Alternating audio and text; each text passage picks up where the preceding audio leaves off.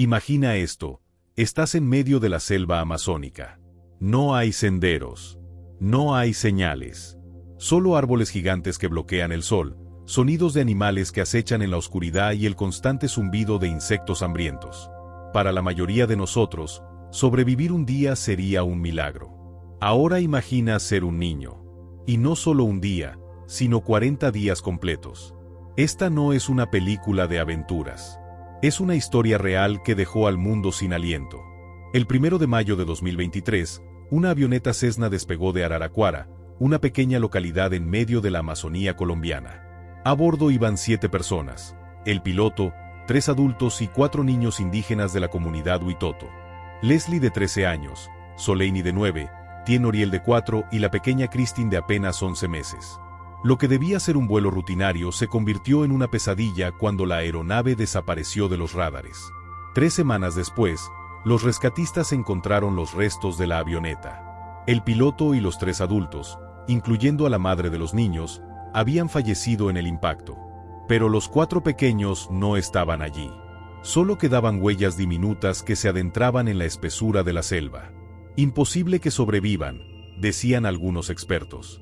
La selva es despiadada hasta con los más preparados. Pero no conocían el poder de los conocimientos ancestrales que estos niños llevaban en su sangre. No sabían que para ellos, la selva no era solo un lugar de peligros, sino también un hogar lleno de recursos para quien sabe verlos. Cuando el avión comenzó a fallar, Leslie, la mayor de los hermanos, sabía que algo terrible iba a pasar. Con solo 13 años, ya había aprendido de sus abuelos y padres cómo orientarse en la selva, qué plantas eran comestibles y cuáles venenosas, cómo encontrar agua segura y cómo protegerse de los depredadores. El impacto fue brutal. Entre el humo y los gritos, Leslie logró sacar a sus hermanos menores de los restos de la aeronave. Con la pequeña Christine en brazos y guiando a Soleini y Tien, se alejaron del lugar del accidente. No sabían hacia dónde ir, pero quedarse cerca de la aeronave destrozada no era una opción. «Mamá nos espera en casa», les dijo a sus hermanos para darles fuerzas, ocultándoles la dura verdad que ella había visto con sus propios ojos. La primera noche fue la más difícil. Los sonidos de la selva, amplificados por la oscuridad, aterrorizaban a los pequeños. Leslie improvisó un refugio con hojas grandes de palma, tal como le había enseñado su abuelo. «La selva te protege si sabes pedírselo», solía decirle. Esa noche, abrazados y temblando, los 4 hermanos apenas durmieron. Al amanecer, la realidad los golpeó con fuerza. Estaban solos, perdidos en uno de los ecosistemas más peligrosos del planeta.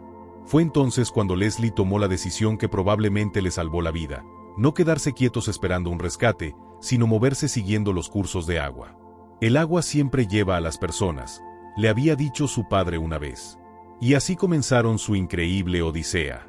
La selva amazónica no es solo un bosque. Es un mundo complejo lleno de peligros mortales: jaguares hambrientos, serpientes venenosas, insectos transmisores de enfermedades, plantas tóxicas y condiciones climáticas extremas. Para un adulto sin preparación, la supervivencia más allá de unos días es casi imposible. Para 4 niños, parecía una sentencia de muerte. Pero estos niños tenían algo que la mayoría de adultos modernos ha perdido: un profundo conocimiento de la naturaleza transmitido por generaciones. Durante los primeros días, Leslie estableció una rutina. Por las mañanas, recogían frutos silvestres que ella reconocía como seguros: azaí, copoazú y arazá. Buscaba también cogollos de palma que, aunque amargos, son altamente nutritivos. Para los más pequeños, especialmente para la bebé Christine, machacaba estos alimentos hasta formar una pasta que pudieran comer fácilmente. El agua era otra prioridad. Leslie sabía que beber directamente de los charcos o incluso de los ríos podía ser mortal. Por eso, recogía agua de lluvia en hojas grandes o extraía la humedad de ciertas lianas que su abuelo le había enseñado a identificar. A medida que avanzaban siguiendo los cursos de agua, Leslie marcaba su camino haciendo pequeños cortes en los árboles y dejando señales con ramas rotas, una técnica ancestral de su tribu. No sabía si alguien los estaba buscando, pero si era así, quería dejar un rastro.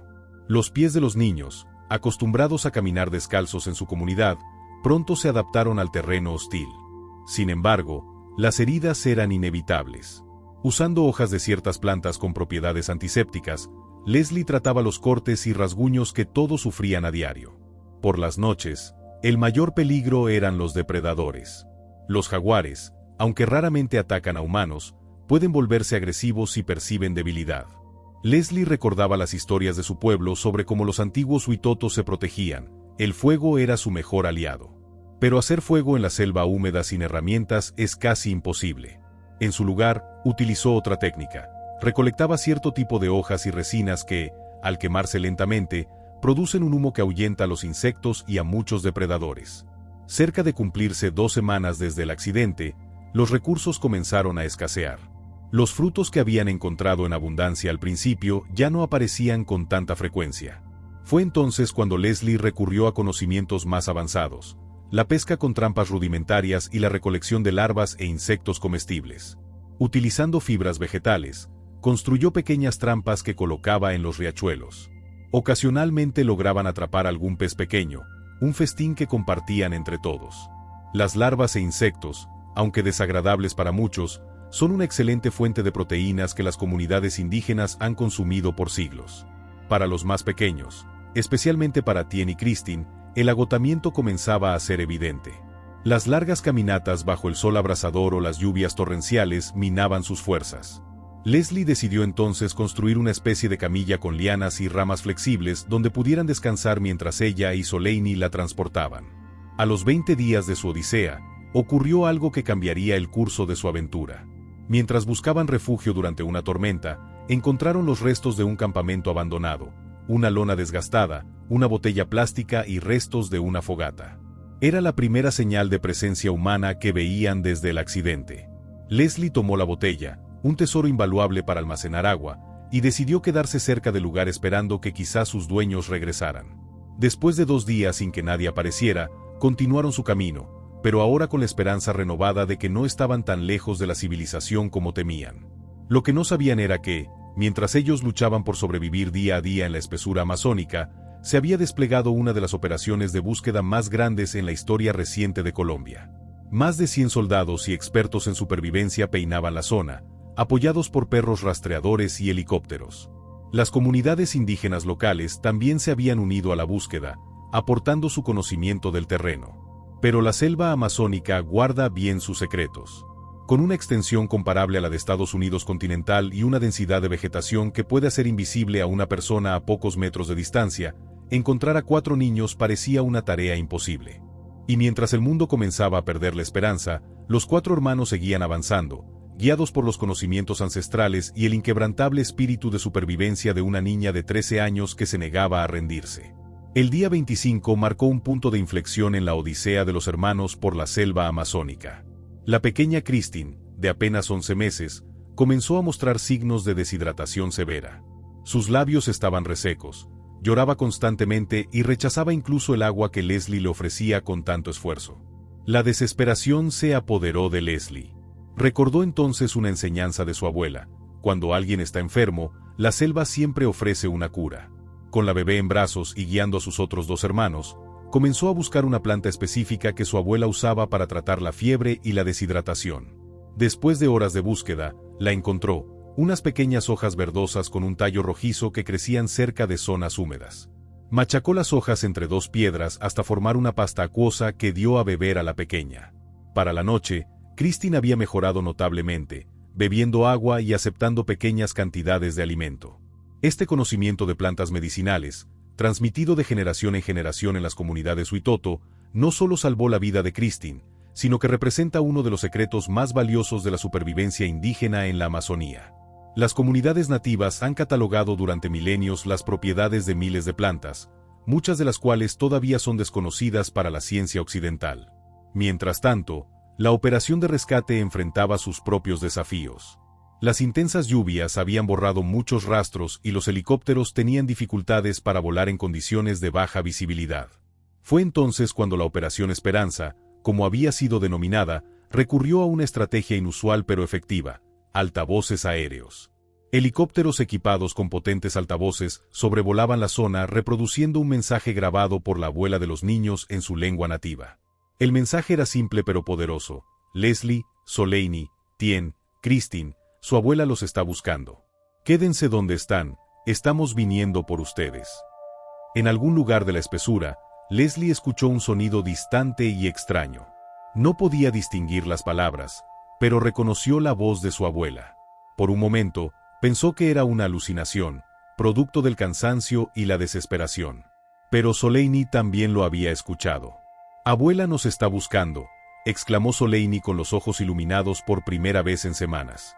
Leslie tomó entonces una decisión crucial: detenerse y establecer un campamento más permanente. Si estaban buscándolos desde el aire, moverse constantemente solo dificultaría el rescate. Con renovadas energías, construyeron un refugio más elaborado utilizando ramas caídas y hojas de palma, tal como había visto hacer a los adultos en su comunidad durante las temporadas de caza. Para hacerse más visibles, Leslie ingenió una señal. Usando barro rojizo que encontraron cerca de un arroyo, pintaron hojas grandes de colores brillantes y las colocaron en lo alto de los árboles cercanos. Esta técnica, aparentemente simple, es otra muestra del ingenio indígena. El contraste del rojo contra el verde de la selva puede verse desde grandes distancias. Los días siguientes transcurrieron en una rutina de supervivencia.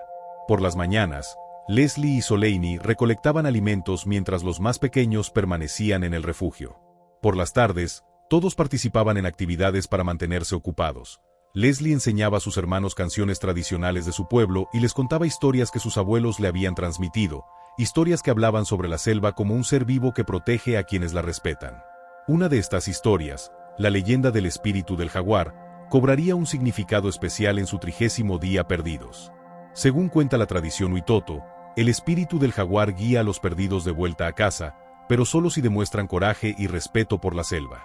Esa noche, mientras todos dormían, Leslie despertó sobresaltada. A pocos metros de su refugio, dos ojos amarillentos brillaban en la oscuridad.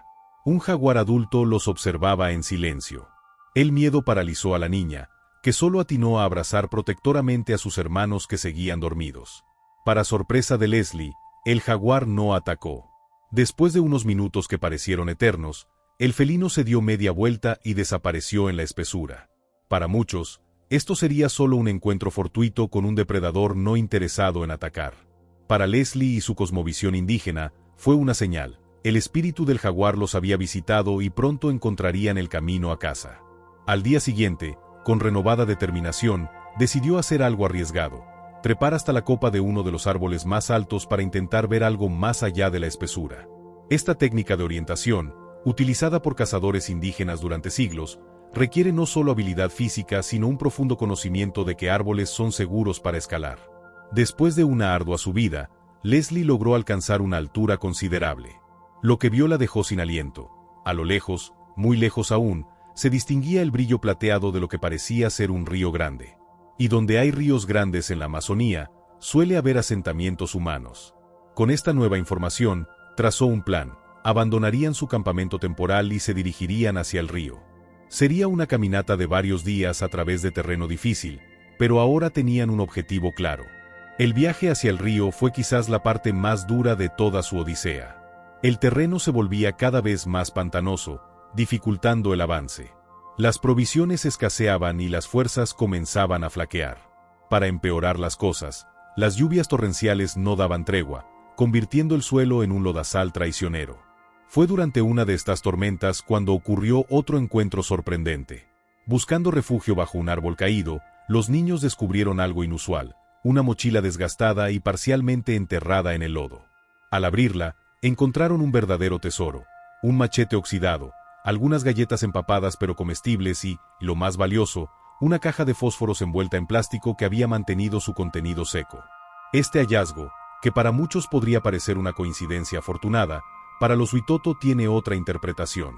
Según sus creencias, la selva provee a quienes demuestran respeto y valentía.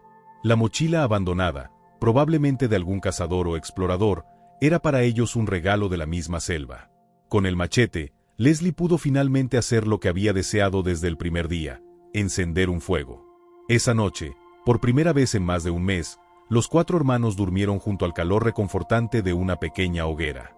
El fuego no solo les dio calor y seguridad contra los depredadores, sino que también les permitió cocinar algunos alimentos, haciéndolos más digeribles y nutritivos. Al día 36 de su travesía, los hermanos llegaron a una zona donde la vegetación comenzaba a cambiar. Los árboles eran menos densos y el terreno más firme. Según los conocimientos transmitidos por sus mayores, estas son señales de que un río grande está cerca. Motivados por esta evidencia, aceleraron el paso a pesar del cansancio. Leslie cargaba a la pequeña Christine atada a su espalda con lianas, mientras Olaney ayudaba a Tien, cuyas pequeñas piernas estaban cubiertas de picaduras y rasguños. Finalmente, al atardecer del día 37, escucharon el sonido inconfundible del agua corriente. No era aún el río grande que Leslie había vislumbrado, sino uno de sus afluentes. Pero seguirlo los llevaría inevitablemente hasta él. Acamparon esa noche junto al arroyo, permitiéndose el lujo de bañarse y lavar sus ropas harapientas. El agua fresca revitalizó sus cuerpos agotados y levantó sus espíritus. Por primera vez en semanas, los niños volvieron a jugar y reír, chapoteando en el agua bajo la vigilante mirada de Leslie. Mientras tanto, la operación de rescate había cambiado de estrategia. Los análisis de las corrientes de los ríos y las últimas pistas encontradas sugerían que los niños podrían estar moviéndose hacia el río Caquetá, uno de los principales de la región. Se desplegaron equipos en varios puntos a lo largo de sus orillas, con la esperanza de interceptarlos si aparecían.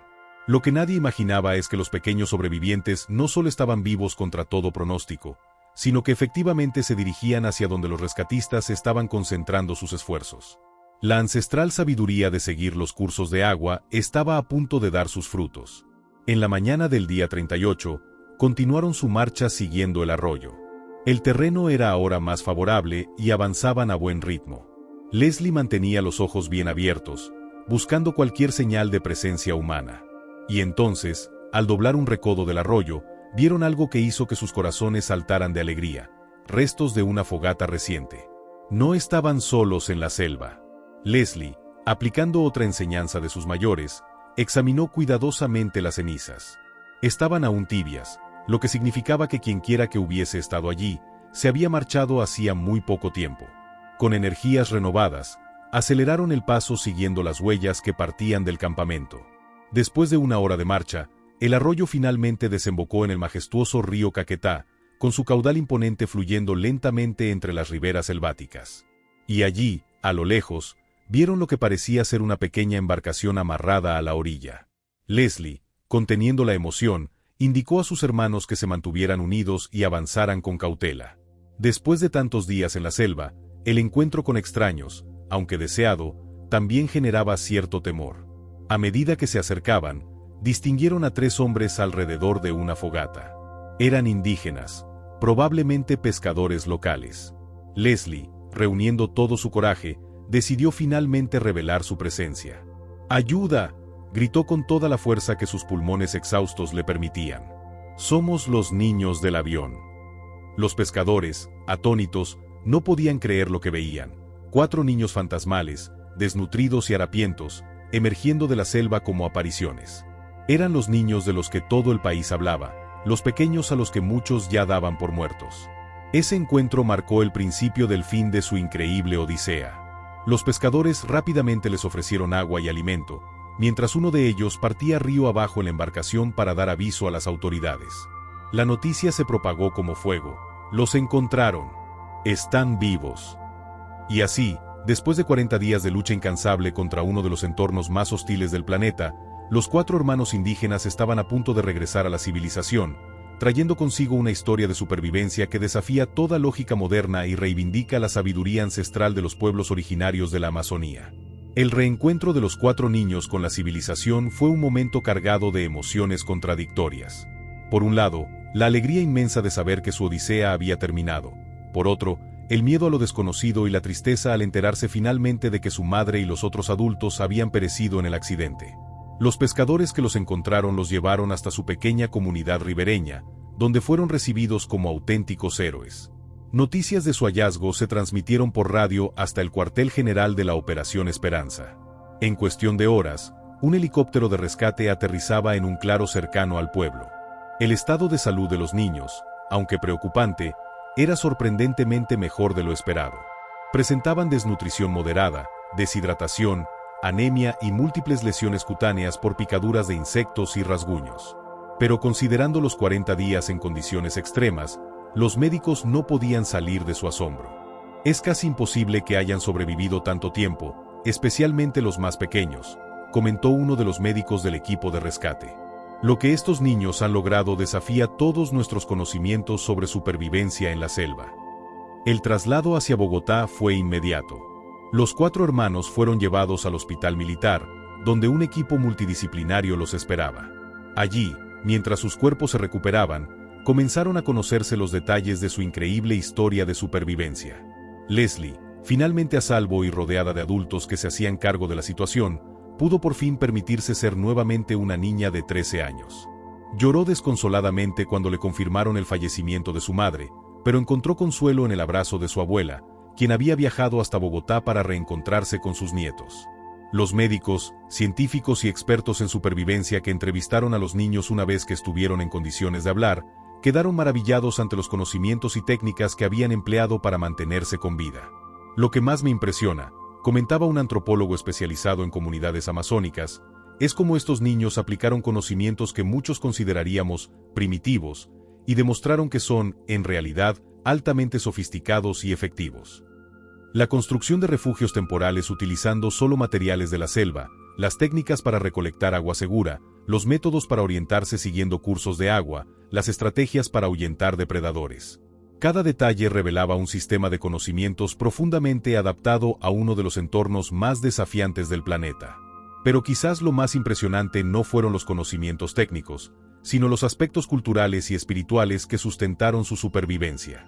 La forma en que Leslie mantuvo la moral de sus hermanos contándoles historias tradicionales, cómo interpretó encuentros con animales según la cosmovisión Huitoto, y la manera en que transmitió una sensación de propósito y esperanza incluso en los momentos más oscuros.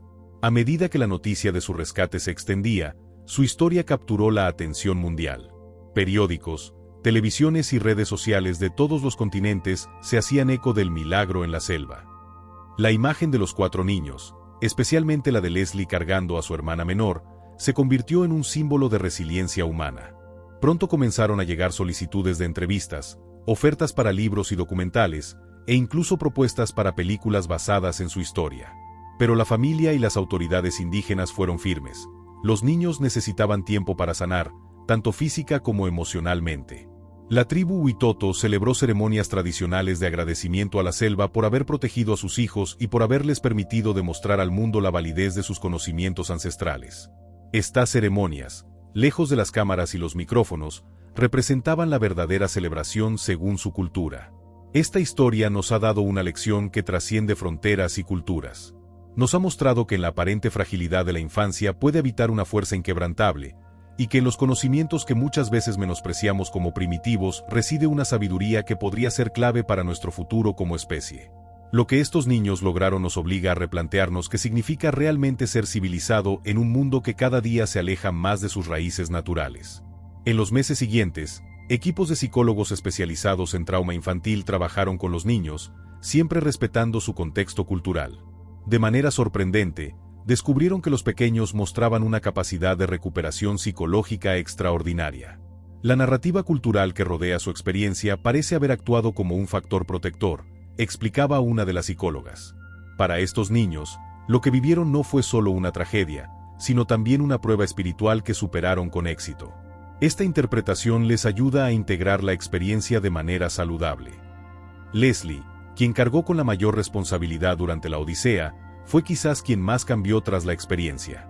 De una niña tímida y reservada, emergió como una líder natural respetada no solo en su comunidad sino en todo el movimiento indígena colombiano. Los científicos que estudiaron detalladamente su caso concluyeron que habían empleado más de 80 técnicas distintas de supervivencia, muchas de las cuales eran desconocidas para la ciencia occidental o se consideraban menos efectivas que los métodos modernos. Este hallazgo provocó una revisión profunda en los protocolos de supervivencia en entornos hostiles. Lo que estos niños nos han enseñado, escribió un renombrado experto en supervivencia, es que a veces, lo que consideramos avanzado y sofisticado puede ser menos efectivo que técnicas desarrolladas durante milenios de adaptación directa al entorno. La tecnología moderna tiene sus límites, especialmente cuando falla o no está disponible. La historia de Leslie, Soleini, Tien y la pequeña Christine nos demuestra algo que hemos olvidado en nuestro mundo moderno, que dentro de cada ser humano, sin importar su edad o tamaño, existe una fuerza vital inmensa. Estos 4 niños enfrentaron lo imposible con un espíritu inquebrantable, transformando el miedo en valor y la desesperación en esperanza. Su travesía nos recuerda que cuando todo parece perdido, cuando los obstáculos parecen insuperables, siempre existe un camino. Tal vez no sea fácil de ver, tal vez requiera conocimientos que creíamos obsoletos, pero está ahí, esperando a que tengamos el coraje de seguirlo. Y mientras volvemos a nuestras vidas cotidianas, cómodas y seguras, llevamos con nosotros una pregunta inquietante. ¿Podríamos nosotros, con toda nuestra tecnología y conocimientos modernos, haber sobrevivido como lo hicieron estos niños? Quizás la verdadera supervivencia no depende de gadgets o herramientas sofisticadas, sino de algo mucho más básico, nuestra conexión con la naturaleza y nuestra determinación de vivir. Si esta historia te ha impactado tanto como a mí, te invito a que la apoyes dándole like a este video. Y si quieres conocer más historias extraordinarias, suscríbete al canal. Gracias por acompañarme en este viaje a través de uno de los milagros de supervivencia más extraordinarios de nuestro tiempo. Hasta la próxima.